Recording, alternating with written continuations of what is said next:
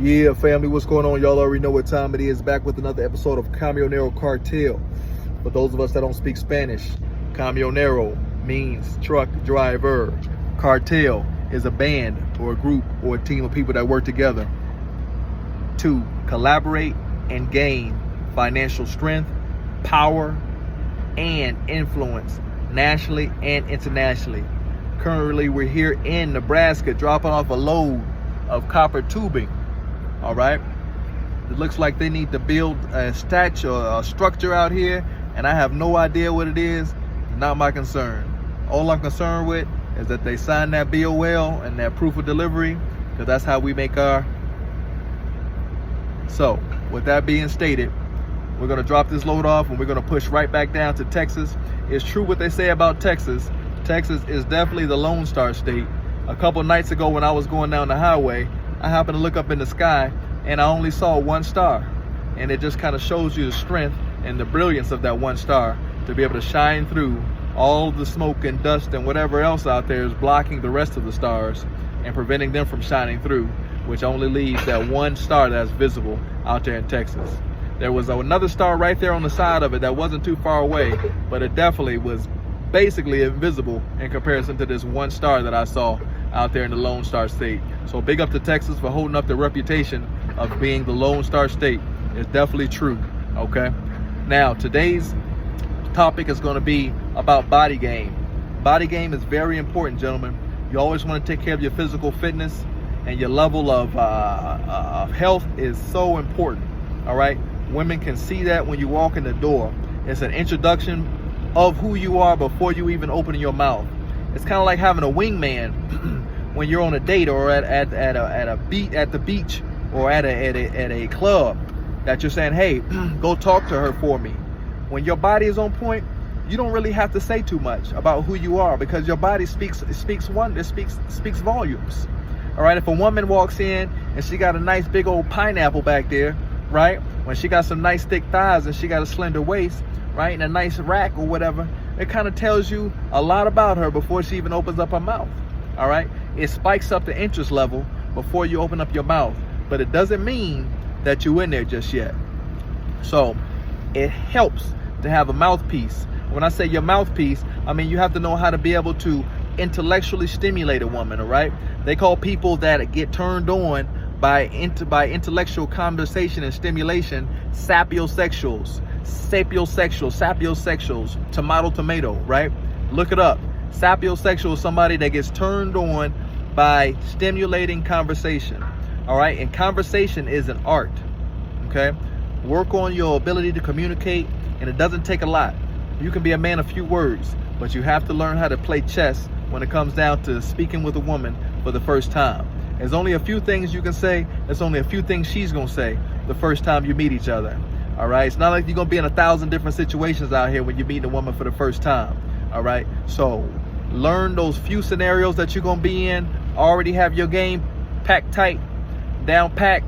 Therefore, you already know what you're gonna say, and you already know what she's gonna say and what she could possibly say. Therefore, you already have your comeback ready. I know the thing I used to say to women when I used to go up and approach them is, excuse me, miss, you have to forgive me for saying this, but I think that you are attractive. Let me ask you a question. Do you stay open-minded to making new friends? And she would always say, of course she does. All right, and I would say, cool, well, let me get your number and I give you a ring later on. It was a wrap.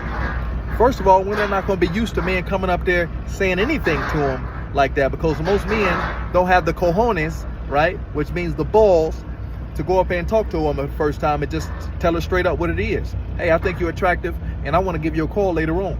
You know what I'm saying? The more simple it is, gentlemen, the more basic and direct it is, the more she can't say no. Now, if you go up to a woman and start talking about, yeah, well, you know, I was thinking about, you know, well, you know, I was just wondering if, done deal. Confidence level, your confidence level is on the floor, because that's a sign of being timid. All right, and timid, being scared.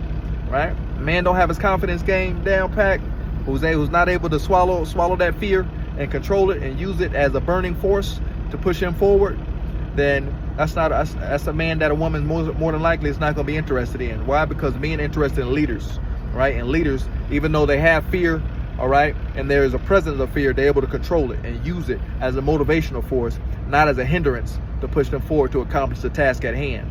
All right. I know when I was a law enforcement officer, I had fear every time I put that uniform on and I went to work. But guess what? You think I let that fear stop me? No, I use that as a motivational force, right? That fear made me put a little bit more air in my chest when I stepped out of the car, or when I stepped out or stepped into a unit, all right? Made me take a deeper breath and fill my chest out with a little bit more air, right? Because I was nervous, right? And any real man who's ever been in a situation, right, that most men don't have to go through every day will tell you it's nothing wrong with being nervous, right? Because it's normal, it's natural. But the difference between being a man, right, that handles his business and a punk is the man the punk has fear and he let the fear control him. But the real man will have fear, but he'll still do what he needs to do, right? Because he knows the outcome that he wants is more important than his safety at the moment, right? Because we can all stay inside the bed all day and hide underneath the covers, right?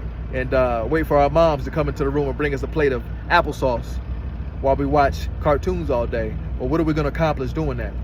Nah, not going to accomplish nothing. You're going to be a loser, right? And who wants to be a loser? Not me. And I'm sure you don't either.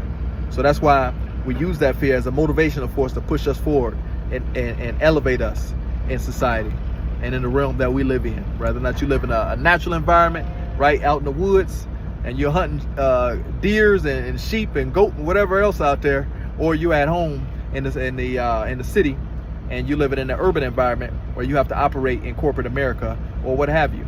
So I definitely recommend Body Game